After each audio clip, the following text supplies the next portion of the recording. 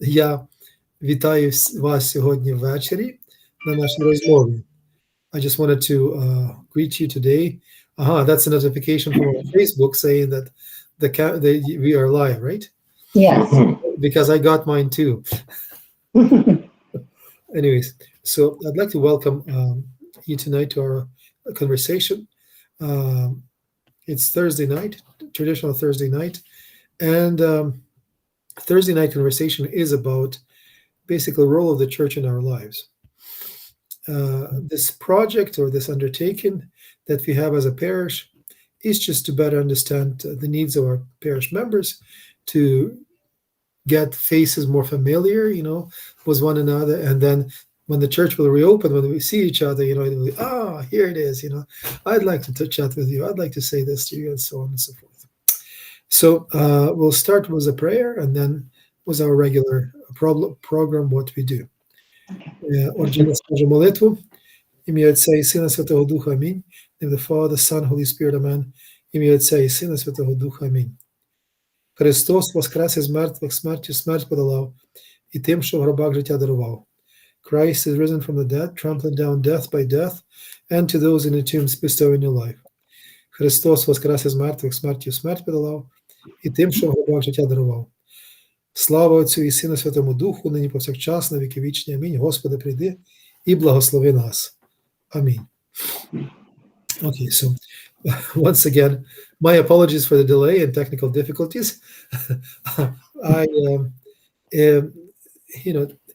It says that traditionally we are used to think that technology will make our life easier. Sometimes it gives us more challenges than it makes it easier. So this is the case of today, because we were supposed to have 4 windows here and one extra presenter. However, due to the technical difficulty, he was not able to log in here. So our program is streamed onto the YouTube and Facebook simultaneously. So for those people who do not have a Facebook access, are able to log in through the YouTube and watch our conversation there. I encourage those who are not on the screen, I encourage them to please ask questions, post questions, make comments. It is all valuable and undertaken. So, sorry, Father Igor, I don't think I realized that this was going to be broadcast. Okay. Sorry. I thought it was like a private conversation. It's our on Thursday nights. It's like for our Facebook page. Okay, I didn't know it was going to be broadcast. Okay, so what would you like to do? You do not want to yeah, I'm just okay. All right. It's just my privacy. Okay, I understand that. Okay, so we already started a live conversation. If it is you would like to, I don't know, if you would like to log out, it's totally up to you. We are going to have what you would call it a private, non-recorded conversations through the Zoom, starting not this Sunday, but Sunday after. Okay, or I mean, I would be just happy even just to send you some written thoughts addressing your question, if that's helpful. Absolutely. That sounds good. Okay, I am sorry. I wasn't very clear about that. Okay, not a problem. Thank you very much, Maria. Дякую. Bye. Okay, thanks. Okay, so now it's just 2 of us, Okay. So I was hoping again for Bogdan to join us. Yeah. But he's trying. I know that he's trying because I see him in a window, one of the windows on the bottom of the screen. But unfortunately, again, due to the technical difficulties, we are not seeing that part. So, Yurko and Joanne, we will have a really nice conversation, the 3 of us. So. More than I expected, but we'll go through it. We'll get through it. Okay, so Ivan Romanko says, "Happy birthday, George." So. Дякую, Ivana. So it's not today. It's no, it was a couple of days ago, but so sorry for that. So. It's okay. 24th. Yeah. Oh, 24th. Okay. So, well, много еліта, Юрко. Дякую. All the best to you. And again, Bogdan Shumsky is really trying to log in, and unfortunately, he's not here yet. So, and I'm hoping that he truly will log in because he will be part of a good presentation. So now, like I said, our conversation tonight, and I'm asking people to please pose the questions and so on. We'll start as we traditionally do start, and that is, I'd like to ask you to introduce yourself, who you are, and what an interesting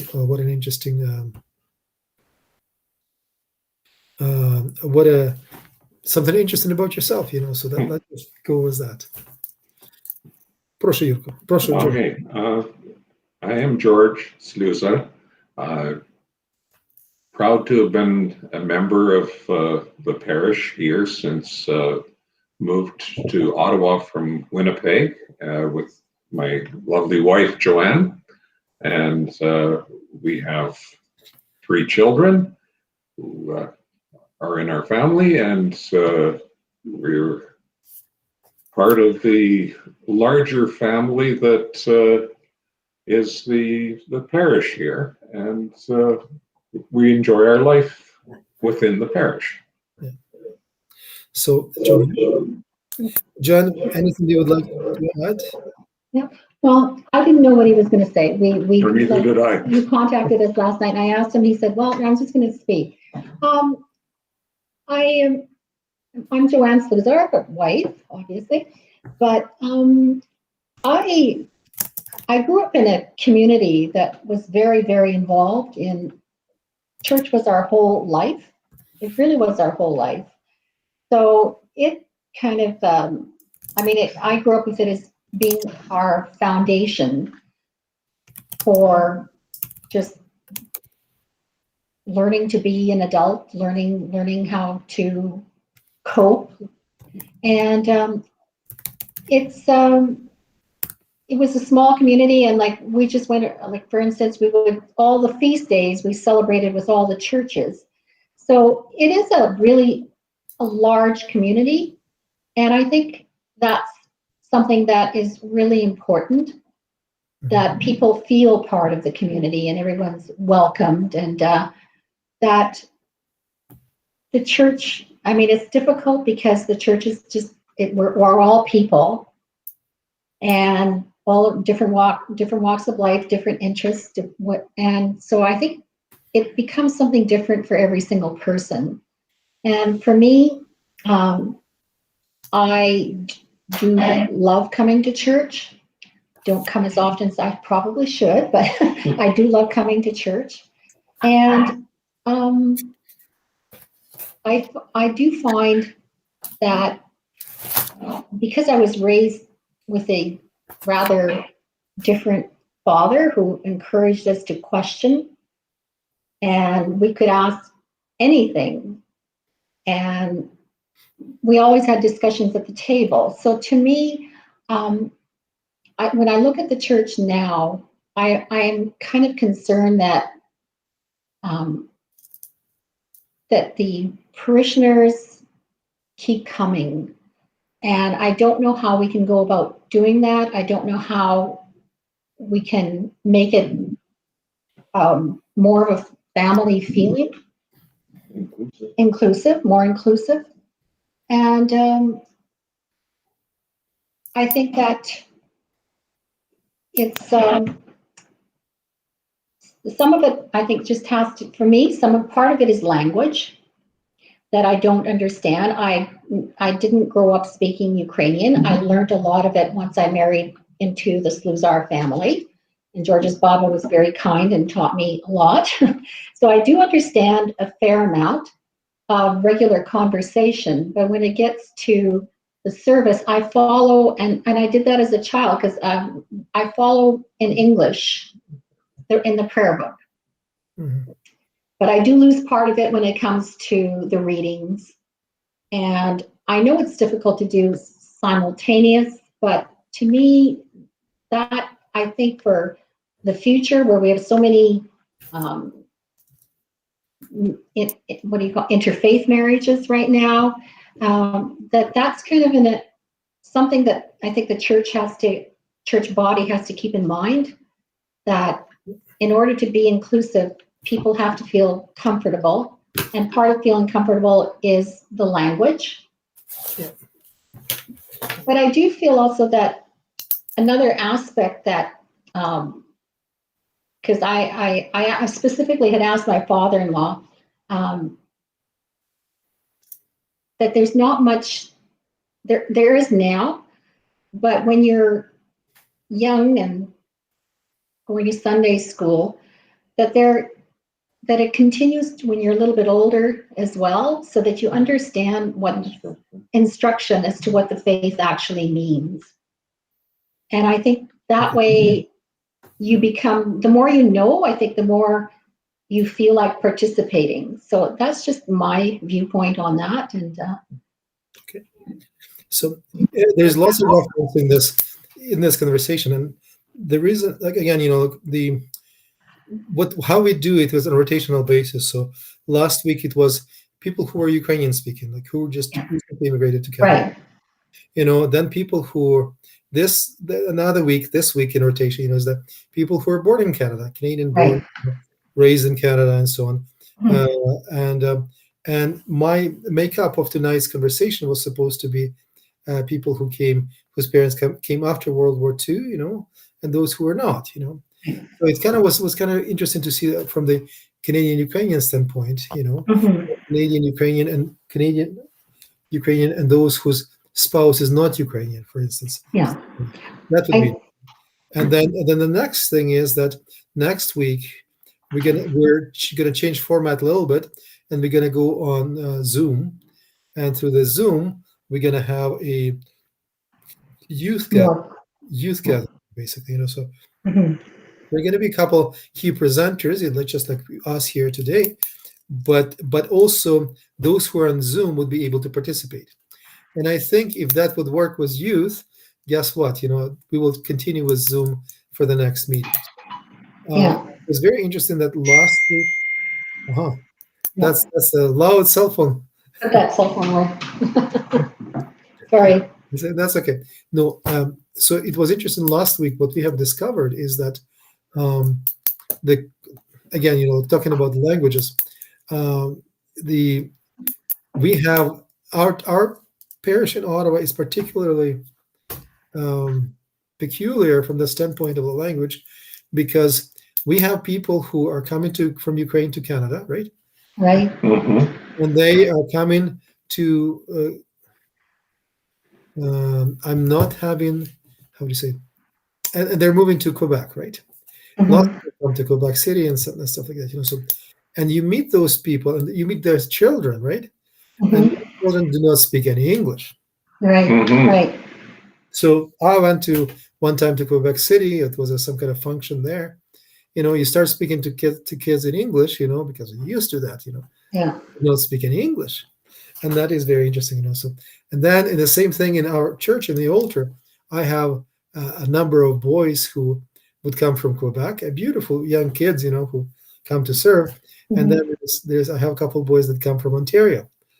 And you know what? And they speak either Ukrainian or Russian, because they cannot communicate in that well in English, Yeah. And our boys could not communicate that well in French, for that matter. So that in itself, part of peculiarity of our church, So for the location where we're located. But you are raising a very important pivotal question. It's about inclusivity. It's about answering the need of time, and not talking about what you would call it core traditionalism. And I'll talk about this core traditionalism a little bit later. But I just wanted you to kind of, because you were on really good path to speak, So I just wanted to complete this and not to interfere with you. Go ahead. I was going to say it's not, but I wouldn't want to just focus it on being language. It's not just language only. It's understanding. It's the understanding of faith and inclusion. Yeah. And regardless of where you come from, because I'm third generation, regardless of where you come from, And that's why you do have to keep the Ukrainian, because everyone has to feel comfortable. And I don't know, some churches do English service and we only have one priest. You can't do it all. And I really don't want to make this a language issue, but it has to be the religious aspects have to be communicated. I think that's where I'm coming from, rather than a language. Like communicating the religious aspects of what the church means and what it should mean and it means something different to everyone. Mhm. For me, it's a foundation. I don't always have to go to church to pray, but I feel I love the culture. I love the services. Mhm. And the Christmas, Easter are beautiful, absolutely beautiful services that we should never lose. And the hymns would lose something in English. So it's a difficult balance, and I'm not certain how it can be changed. Yeah. So once again, I'm trying to get Bogdan Shumsky online here too, but I do not have much luck about this, So he was supposed to be here in the bottom square that you can see it. Yeah. We'll continue conversing about this actually, and what I would like to say, about this our conversation today is that it's. We started talking about the tradition of traditionalism, Mhm. And one of our presenters that we had, I guess last summer, was Father Cyril Hovorun, and he did a lecture presentation in Ukrainian, and I would like just to capture this one very essential part, and what he said is that there's a tradition, like a holy tradition with Right. capital T, and then there's a tradition with small t. You know what I mean? Mhm. So it is interesting how those two things quite often interchanged. So remember the joke about the what do you call it? About the small rose, the woman who's cutting, a granddaughter who's cutting the pieces of roast on both ends, right? And then she says, so sorry, the granddaughter asking her mother, "Mom, why are you doing this? Because you're cooking that roast." And mom says, "Well, I don't know. My mom always did it." So Yeah. Baba says, well, they're asking, "So Baba, why are you doing this?" And he says, "Oh, because sorry, remove."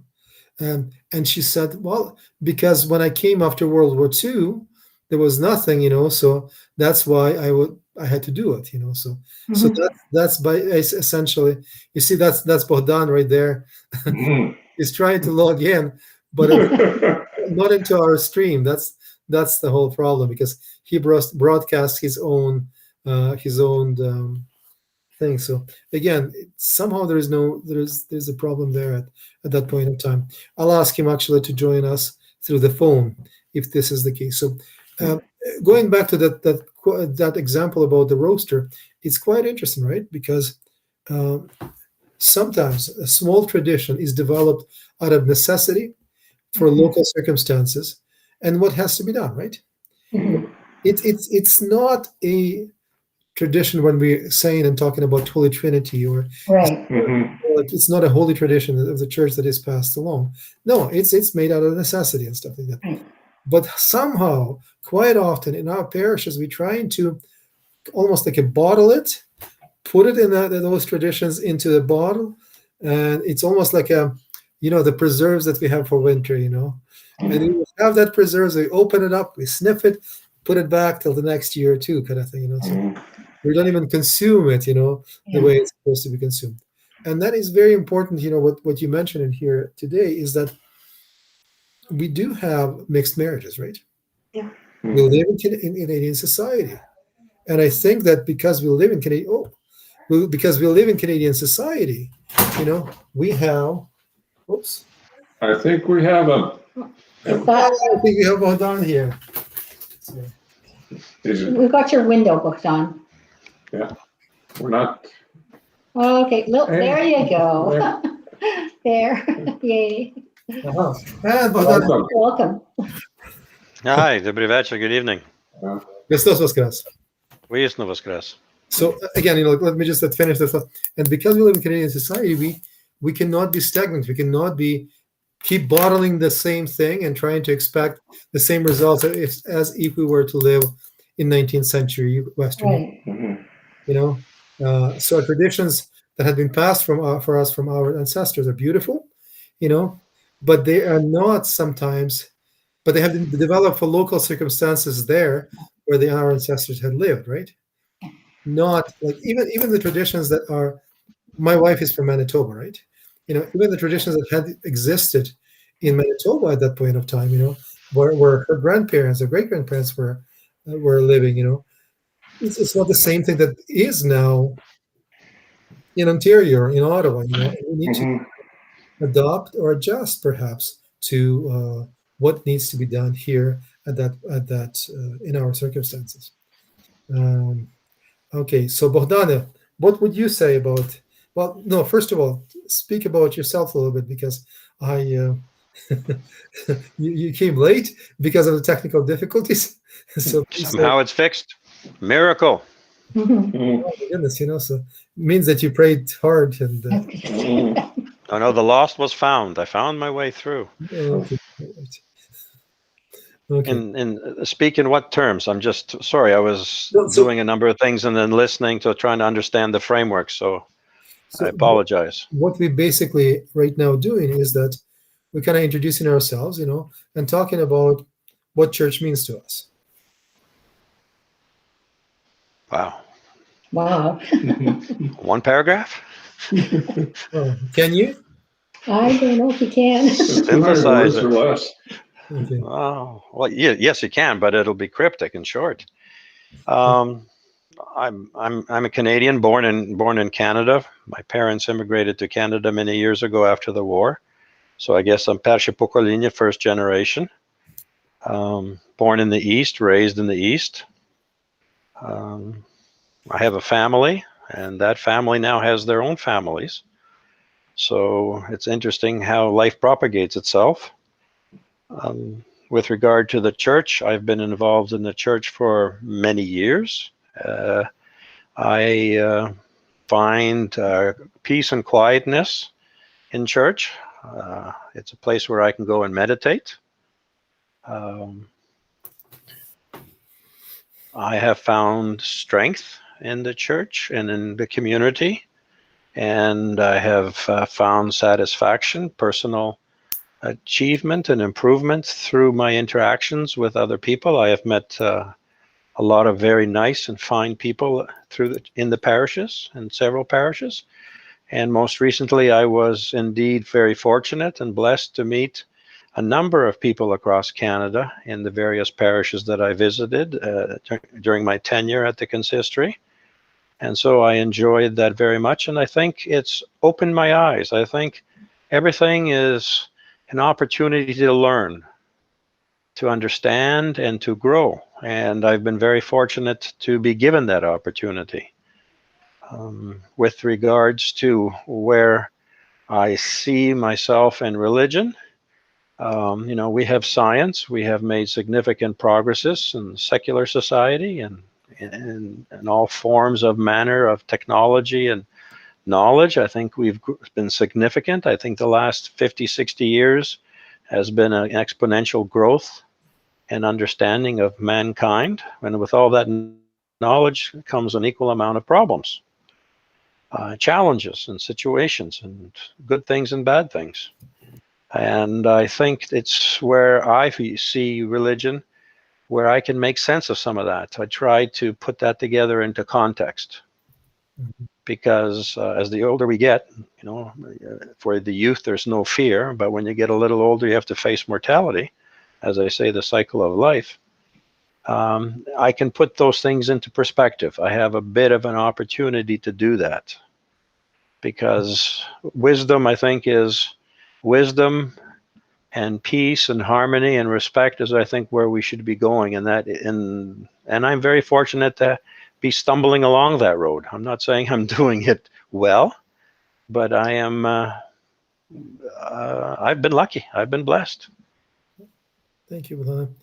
Just wanted to mention that to those who are watching us, you can pose the question or type in the comments, and we'll be able to hopefully comment on your comment or answer those questions. Hopefully, again, this is not how would you say it, an official standpoint of the church that Ukrainian Orthodox Church of Canada has spoken.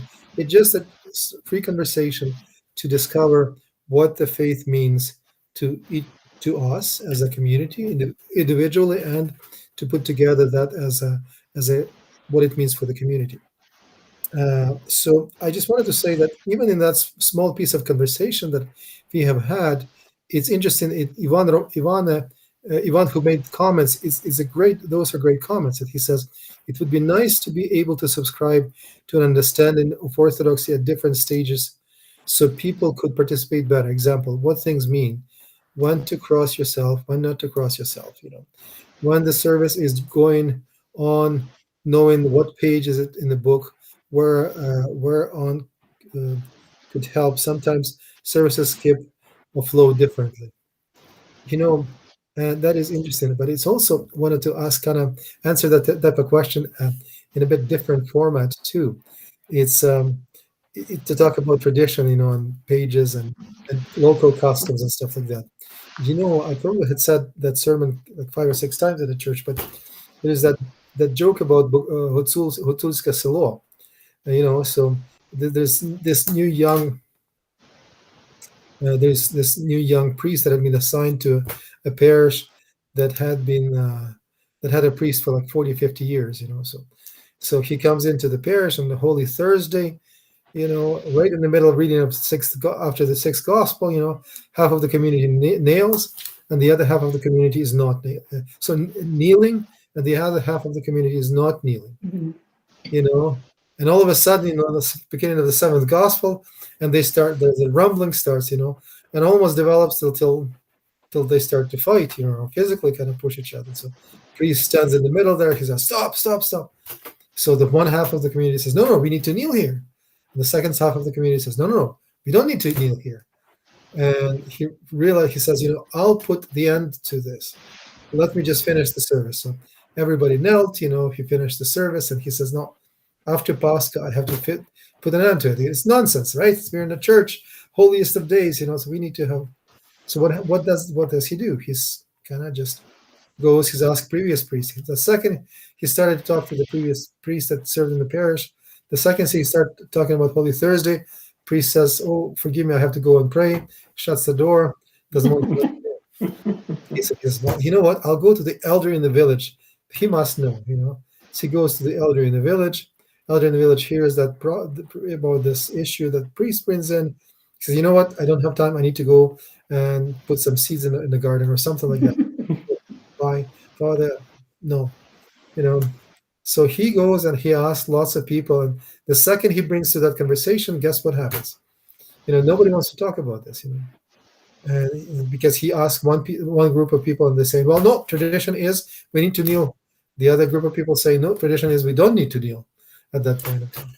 So finally, he goes to the eldest person in the village, and he says, "Mikita, tell me, Holy Thursday, after the sixth gospel, half of the people kneeling, the other half is not kneeling. What is the tradition, And then they start to fight among themselves, He says, "What is the tradition? Do they kneel or do not kneel?" He says, "No, that's the tradition." Fighting. Okay. So, you know what I mean? It's sorry, Ivan. You have a lot. Your question had led me to kind of use that joke as kind of good walk into the conversation about the tradition of when we cross ourselves or not. So it's interesting because you go and you look at different books, and a different book saying to you, "Oh, you need to do absolutely this thing on that time." And this thing at that time, and so on and so forth. And then there's books that say, "Oh, you need to stand here and kneel here," and so on. And it's nice, and it's almost like a general practice, But then there's a large influx of people coming from Ukraine, or for that matter, some parishes lots of people came from South America, no pews, right? Yeah. But the pious tradition is, what do? You Stand. stand through the entire service. You can faint, but you stand. Yeah. Stuff like that. So that is tradition too, right? I mean, and then again, even in our church, you have a couple of people who do not sit during the service because they believe that sitting is a sin. It's only for elder or very infirm that you need to sit there, right? On the other hand, and it's not only the elder people who do that. I had a group of students who came from Ukrainian Canadian parliamentary exchange program, and they came walking to our church and saying, "Oh, what a beautiful church," and stuff like that. Then they saw a pews, and a couple of them saying, "Father, that's the Roman Catholic tradition, or that's Protestant tradition. We don't have pews in Orthodox Church. We cannot have pews." And then you start to explain, and then they start talk about this, and they still, no, Father, that's wrong. To have pews is wrong, absolutely wrong. You should remove the pews to make this church Orthodox. And what I'm trying to say is that again, a couple months ago, I had a really interesting conversation with one of the readers, actually catechist from Christ the Savior Orthodox Church, Victor. And Victor had said something very interesting. I never thought about this, but I would like to bring it here. And he said that the beauty of the church, of the Eastern churches generally, Ukrainian Catholic, so Eastern Catholic Church or Eastern Orthodox churches, is that yes, there is lengthy service, right? Yes, during the service, there's parts that speak to us, and there are parts that we can't find connection to it during the service itself. But guess what? You can come in, you can cross yourself, you put the candle, you stay for a while, and you can leave. Nobody will judge you for that. Again, no judgment should not be passed, right? Right. Yes, they will. Yeah. But again, so I think first and foremost, as Joanne brought and a couple other people who had conversations brought, is that first and foremost we bring that awareness where we are. So we are in church in the presence of God, and awareness of people who are surrounding us. They're not just simply people. They're brothers and sisters. They might be from different places and so on and so forth. And then we have to learn to exercise the sacrament of love, right? We need to exercise loving them, be kind, Understanding and patience. Sorry? Understanding and patience. Absolutely, Yeah. understanding and patient to them and so on and so forth. And then, if they have a different way of doing things than we do, perhaps not to judge, right? Because that's one of those things that probably we are very successful in, is judging others. Oh, look at this, it should not be. And then, and I know that because I hear that, I hear that from the people that come in, the new people. Oh, I did this, and somebody had told me that, oh, I shouldn't do that. And there's, like I said, and Yvonne and I think Joanne had said beautifully that we need the catechism. Yeah. Absolutely, catechism every step of the way. So go ahead. One of the points I think you're leading to is that the church is the body of Christ, and we're participants in the church, but we are collectively a group of people who are very good at being sinners, and we have to change our ways. And that is a difficult journey that when you're on that journey, you stumble a lot. And I'm very good at stumbling. So Yvonne said a very nice comment here. He says, I am reprimanded by not kneeling enough by all the weeds on my property. But again, all of those things had to be brought fairly gently, like Yeah. lovingly and kindly to one another, not that, oh, te tak ne robi, you don't do that, this is not right and stuff like that, If you have the catechism and if you have, like I agree with what Ivan said, that was only part of what I meant. I meant the understanding that I don't think many of us, I certainly don't, understand the whole Orthodox faith and why we do things. And we can do them differently. It doesn't matter really. But as far as the service and who we should be as Orthodox people, how we treat other people, and getting it from the service, like understanding what parts of the service mean and tie into the Orthodoxy. To me, that's something that I would like to learn. I would like to understand better, which I really don't at this point. We're working on it. Yeah. I benefit from this conversation more than you guys do, perhaps, because it provides me with an opportunity to know the needs of people, and kind of work towards it was the community, was an executive, which is fantastic. Because like Ivan, I struggle following in English and flipping pages. Oh, they're not there. And sometimes I'm so focused on flipping the pages that I go, you miss part of the service, and maybe the prayer, the service, the liturgy booklets could be a little bit more, provide more instruction, and like Ivan said, when they skip, I always get lost when they skip, and then we're all flipping at pages. So those are small things. That's just a matter of how we practice. Absolutely. But we still should understand the whole who we are as Orthodox people. By the way, Joanne, you had mentioned the word Orthodox Christians. Christians, yes. Very interesting. And again, I should say Christians. I wanted to bring them to this conversation. My favorite contemporary Russian writer used to be Father Georgy Chestakov, a phenomenal man who was speaking very openly against the government and lived in Russia. And I'm not saying that person is phenomenal because he speaks against the government. There's more than enough rebels, who don't know why they speak against the government, but they do speak against the government, because of the opinions that exist. But he was truly the one that loved his country, right? But he was not afraid to point out the problems that they have. And one of his articles was called "Where This Hatred Is Coming From," and that talks about how we as Orthodox Christians have so many, and again, he speaks about in 1996 in Moscow, how we have so many different chips on our shoulders, if you were to say it, right? So all of a sudden, he says, being Orthodox means being better, right?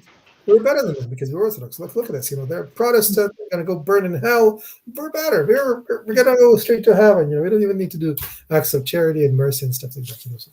And then he had said something even more profound that I really like to quote. He said that the fathers of the church, the saints of the church, the patristic writers, all of those, that we talk about, they never speak about, oh, this is Orthodox Church and that's non-Orthodox Church. We're good, they're bad, kind of thing.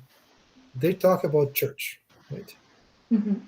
Not this or that. Do not put adjective describing it. You know what I mean? Or if they put adjective from the standpoint of denominational adjectives, this is the Church of Rome. No, Yeah. good. And those churches that follow the Calvin heresy, they're not good either. And then that's the church that follow this heresy. They're absolutely no good and stuff like that. So, no, and he said that there are so many converts right now that are coming to faith. Olivier Clement, for instance, Callistus Ware, those who we book read and who are phenomenal speakers about and defenders of our church, our faith, of Christian faith, they never came into believing. They never came to our church and became Orthodox, by the fact that they were saying, well, we wanted to be better than you guys are, the rest of you guys. Right. So as a matter of fact, like I think that Christianity is more of a humbling experience. It's to realize our own shortcomings, is to live the way of the gospel. It is to be witness, right? Because the witness in Greek is martyrios. Martyria, is witnessing of Christ. So now martyrs means somebody who physically or had been sacrificed for faith. But the word martyria, the origin of that word comes from the fact that this is something that you're witnessing of Christ, and sometimes that witnessing comes at a very steep and expensive price, and stuff like that. And in our society, I believe that witnessing of Christ that we need to be part of is that it comes in very subtle and perhaps cunning ways, in our society, and we still nonetheless are called to be that witnesses. Sorry, I sound like a priest. I'll stop preaching.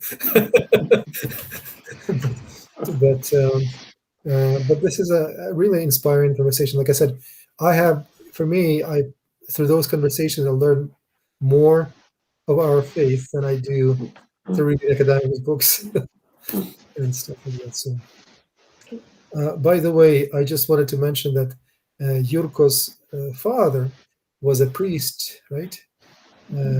Of last memory, Volodymyr Sluzer. He was a priest in Ukrainian Orthodox Church of Canada, and probably Yurko would know the firsthand how many challenges there were there, in life, basically, and also because it's there are challenges. And I have to say that we were just speaking of this yesterday with a friend of mine, and I just said, what you do at TETS is very, very difficult. It's challenging. There are many, and I saw that firsthand. It's a challenging job, and your heart and soul has to be into it, and to do. It's a vocation. It's a vocation. It's a calling, and we are very fortunate that you are with us and helping our parish along and helping our members as we need your help.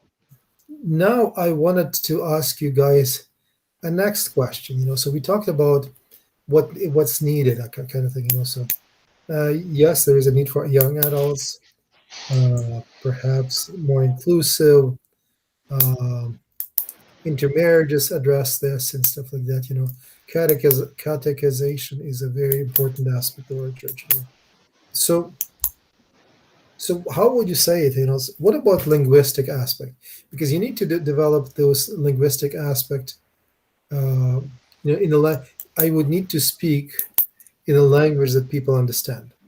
So what happens right now, since the beginning of COVID, out of necessity, and out of necessity, and part of because of the limitations that we faced, right? Because even until today, we still are facing the challenge of having only up to 10 people, and that's including priest, altar servers, the person who registers people downstairs in the hall.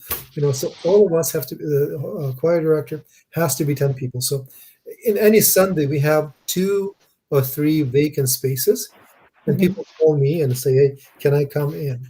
So now, of course, remember, when somebody comes tells the priest that, "Oh, can I come into the church?" The visceral reaction is, "Oh, of course." And then all of a sudden you say, you were full. Yeah. But and then when people are saying, "Oh, can I come in?" and they have 4 kids. Yeah. So how do you deliver that, right? Yeah. They're one circle. They're like beautiful, like young kids, and then they come into the church. Even the larger family. So they come into the church, and the kids are young. Guess what happens at that point of time?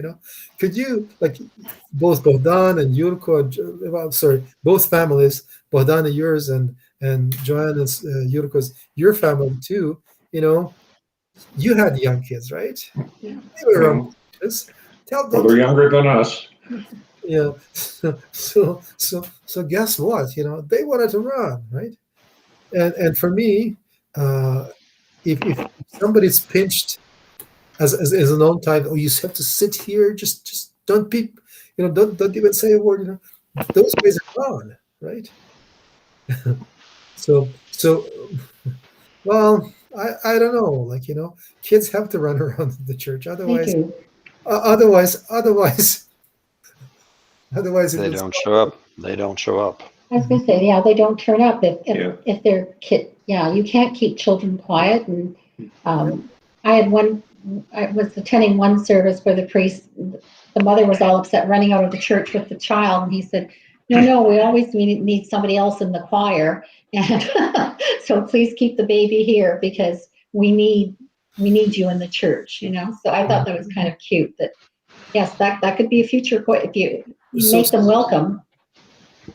Again, very long introduction to my point, but nonetheless it is. So people saying to me, can I come to the church? Of course I'd like them to come to the church. But then another thing is that how do you say, tribute to the language, right? At what point of time? Right now we read the creed in Ukrainian and English. We read prayer in Ukrainian English, and we read prayer before the communion in both languages. And we encourage everybody to read this, right? Mm-hmm. But at that point, but again, the question is, probably the last question that we would have to discuss here today is that question is, at what point of time do we say we also need to introduce more English into a service from the standpoint of singing,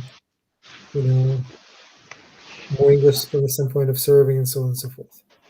I was very touched when I watched Prince Philip's service, and I don't know if you heard the Orthodox hymns that they sang, and I think they were, but I just recognized them, and they were in English.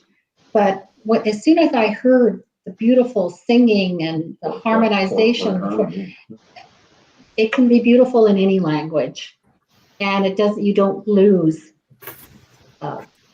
You don't lose because of a language. I don't think you lose because of a language. So, Bogdana, what's your thought? Since you're a survivor. Yes, I am a survivor. Is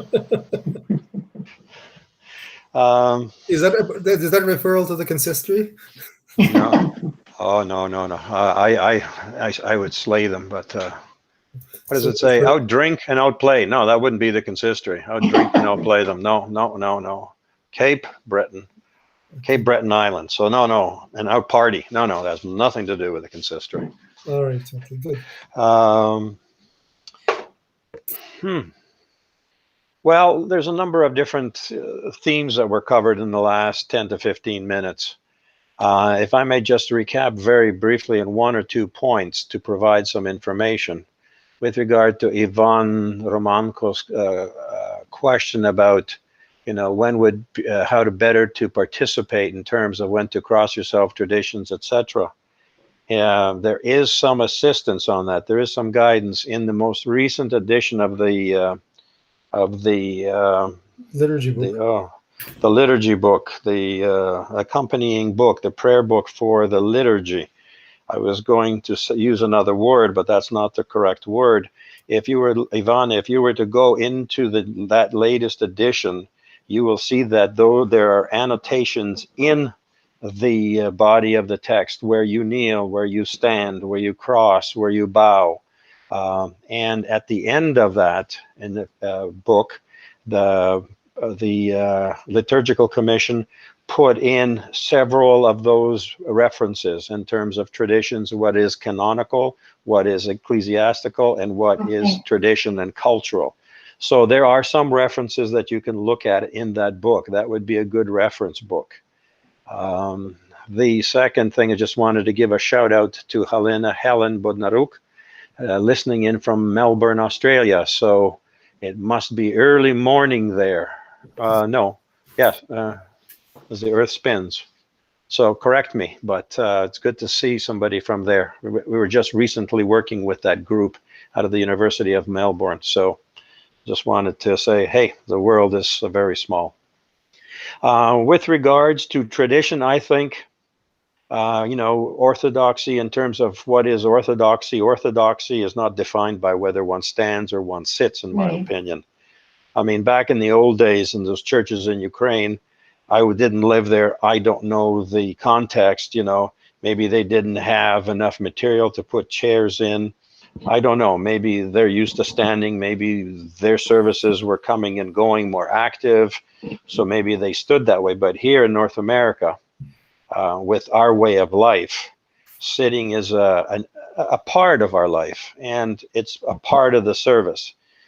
Be it Ukrainian Catholic, Roman Catholic, Greek Orthodox, Ukrainian Orthodox. I've been in some churches where there were no pews, and I've been in churches where there were pews and used for at different times during the liturgical service. I think that's tradition, cultural tradition. That is not ecclesiastical. That is Right. not something, Christ sat down in amongst the rocks or boulders or wherever he was to teach to the people in small groups. Come on, let's get over this aspect of religion. Religion has taken on a lot of ceremonial trappings. I especially found that interesting when I was growing up as an altar boy, as a server, to see that. On the other side, from the front, you get to see a lot more, a different perspective. And you see the ritual, you see the ceremony, and you see what I thought was the important parts of the service, and how it can change. I mean, the church is an organism, it's a living organism, and it has to change, and it has to adapt. We're in Canada. I don't live in Ukraine. In Ukraine, they did that. In Africa, they do something different because they have a whole different situation, and they can still be Orthodox. It's like the Muslims. I mean, the Muslims in many different countries adopt to their ways. But in terms of core Orthodoxy, it's the beliefs. It's the more important things, I think, in terms of the service. They're there and they should be important. And I agree with Joanne. Our marriages are becoming, how do you say, interracial, interreligious. I mean, Canada's makeup and demographics is changing significantly. This census will show that. I mean, kids are marrying and with different ideas, and they're adapting differently. And grandchildren will have a different life and different technologies. I mean, I think one good thing out of COVID has been to allow the liturgies to be served and streamed to many places where people couldn't attend. One of my concerns was those people who are in long-term care facilities or old age homes or are bedridden and cannot get out and cannot take a bus or don't have transportation to the church on Sunday or Saturday or Friday. This now has become a way that we can share in the liturgy, which is an important part of Orthodoxy or part of religion. It's fantastic. I think it's fantastic. I think we have to leverage this and keep it alive. And I think in 4, 5, 6 months' time, we'll be back in church. The buildings will be open fully. But we should not, again, forget about that, because I'm seeing on the right-hand side, I mean, people from Australia are joining in. Fantastic. That's wonderful. To me, that's religion. That's a living, breathing church. Thank you, Bogdan, for your comments. I just wanted to add that we're kind of coming to the end of this. The conversation that we have right now are very interesting and instrumental to me. Like I said, I get more out of these conversations perhaps than those who use this. But I am doing that because of a sincerely desire to see what people's needs are, kind of thing. So because we don't want it to be doing the same thing we did over and over and over for so many years, and then expect different results and reach out to their kids. I do believe that children right now, especially those middle school and so on, are schooled totally different, and we would need to reach out to them in a totally different way. Yeah. We would need, and remember, kids are pure, but and they wanted to search for truth, and they wanted to. They're not looking for, how would you say, for that zverchnis, for that, for somebody's superiority complex and Right. stuff. No, kids are looking for authenticity, and kids can spot the fakeness. And I do believe the church has to go to its authentic roots. Where two and three gather in my name, where there I will be, Christ said. Right. And that's exactly what we need to do. If we in the church do not show that when we gather, the Christ is amongst us, then let's not expect somebody to take us on the word. They wanted to see the actions, right? So we need to genuine. Exactly. Yeah. We need to be genuine. We need to be open. We need to be kind and loving. And even if we're and we need to how do you say it? When we have the people in the church, we need to be able to treat them. To paraphrase Father Yarmus's words, when I got into my first parish in Portage la Prairie, Manitoba, he was the one that introduced me to people, and I was a fresh priest, just didn't even know sometimes how to hold kadila, for that matter. I was freshly ordained, and here it is. You go 70 kilometers west of Winnipeg to Portage la Prairie, and that's your first parish, and the second one is Brandon, which is 220 kilometers away from Winnipeg. But he had said something that I would never forget, and that is that he introduced me to the parish. He says, "This is your priest from now on," and I was there for 2.5 years. And he says, "Treat him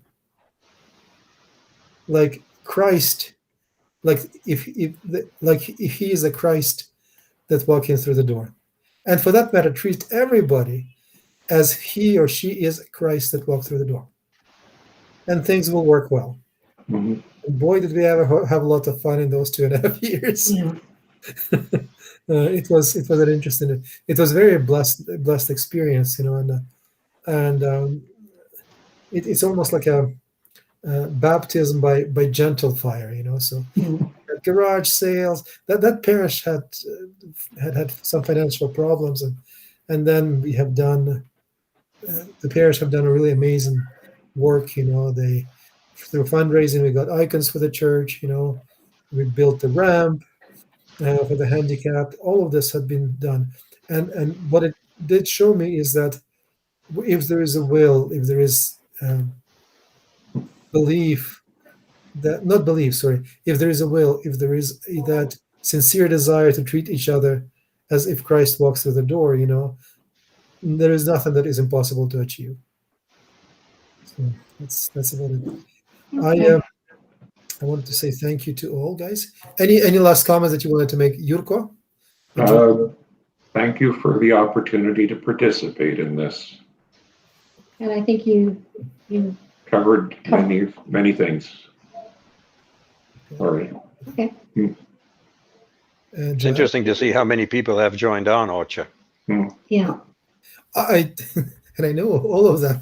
Start your own podcast. You thought of it, go for it. Start your own podcast. I don't want it. I love the way it is right now, So like, Well, this is a podcast. It is. Oh, okay. So Joseph, good to see you. Joseph Robinson is there writing. So he says we need a Sincere and Methodius to preach to Canada. And of course, Sincere and Methodius, that were baptizers of Slavs, right? So Kirill and Methodi. So that's thank you, Joseph, for participating, as well as Simon from Montreal says, I think that it is an imperative to study one's faith and tradition, both lower and uppercase T, before considering implementing changes. Absolutely. Yeah. Changes. What's that saying in English? You can throw a baby with baptismal water, right? So let's not rush into many things. Okay. Not lose the important parts, Not the was the important important part, aspects. Yeah. right? Some of the things that our traditions are like ethnical tradition, cultural traditions, for instance, like Pisanki, Yeah. it's a wonderful thing, and we should build upon that, Right. And that would be a venue for people to come in and perhaps be interested in our church, But be always open to talk. Be always open in the church, because Christ brings people to us in a different ways. I was young and inexperienced priest, and I said, well, I'm still inexperienced, but not as young, But it was something that I was actually two people that kind of brought some really interesting points to me. Number one was, remember, we had for one of our gatherings in the church, we had he was a minister of religious affairs during the Harper government. I know the minister, It's a deacon. not Bennett, no. Yeah, Andrew Bennett. Yeah, Andrew So Bennett, okay. he was in our church, and he became a deacon in Ukrainian Catholic Church, right? He was Roman Catholic. He and then he said during his conversation, he said, sometimes I was so frustrated with people, and then one of the elders or one of the priests, I think, that said to him, well, you need to start loving those people. Don't be frustrated. You need to start loving those people. So that was one very important point, like the love is the key point in the church, And the second one, I think it was Father Oneferko, if I'm not mistaken. I don't want to say, Father Oneferko is a Ukrainian Catholic priest, by the way, had said to me one time, he says, people get together to make varanikim. What a wonderful opportunity for catechism. Sit down, make varanikim with them, talk about the Holy Spirit. Yeah. and honestly, they're right. So Yeah. don't look for opportunity of academic settings, where everybody holds the pen and you speak and everybody writes things down because, God forbid, you skip the word that you missed. No. God presents you with opportunity every day. Just gotta choose and use them. And that's about it. Very true. Okay. Я думаю, хотів вам подякувати. I wanted to thank you guys. And those who participated, I also wanted to thank. If I had insulted or offended anybody, please forgive me. Was not my intent. And we'll conclude with prayers. Okay, with the prayer. Would anybody like to say a prayer, or do you want me to? You do it so well. Please go ahead. Sure. Okay. So, before I do this, Simone had just wanted to put it on the screen. If you There you see, go. Featured Dr. Andrew Bennett in Canada's first ambassador of religious freedom. There's a video special. It's YouTube. It's on YouTube. Yes. Yeah.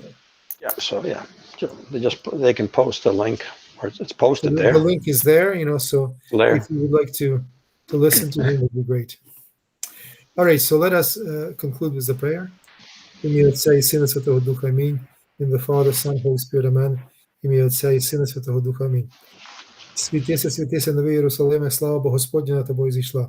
Радій, веселися, Сіоне, а ти чиста і красуйся, Богородиця, воскресінням Сина Твого. Слава Отцю і Сину Святому Духу, повсякчас, і вічно. Амінь.